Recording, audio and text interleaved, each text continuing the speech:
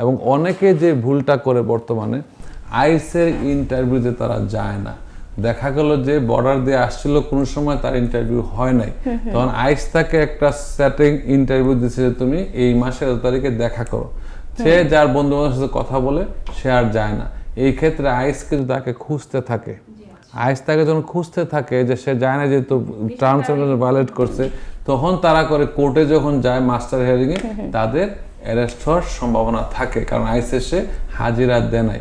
আবার অনেকে এই কাজটা করে মাস্টার হিয়ারিং এ তারা যায় না। অনেকে ভাবে যে আমাকে গেলে হয়তো গ্রেফতার করবে আইস, তারা যায় না। যখন তারা যায় না তখন কিন্তু অটোমেটিক অর্ডার অফ ডিপোর্টেশন, যদি আপনি কোর্টে আমেরিকান ক্রিমিনাল কোর্টে যদি কারো যদি হিয়ারিং থাকে এবং ডেট থাকে যাওয়ার জন্য, সে যদি না যায় অটোমেটিক তার এগেইনস্টে ওয়ারেন্ট অ্যারেস্ট ওয়ারেন্ট হয়ে যায়, যেহেতু সে ফিউজিটিভ, পলাতক ধরা হয়। ইমিগ্রেশন আইনের সেম হচ্ছে, যদি কেউ কোর্ট হিয়ারিং এ না যায় তার বিরুদ্ধে in absentia order of deportation হয়। ইন অ্যাবসেন্সিয়া মানে তার অবর্তমানে।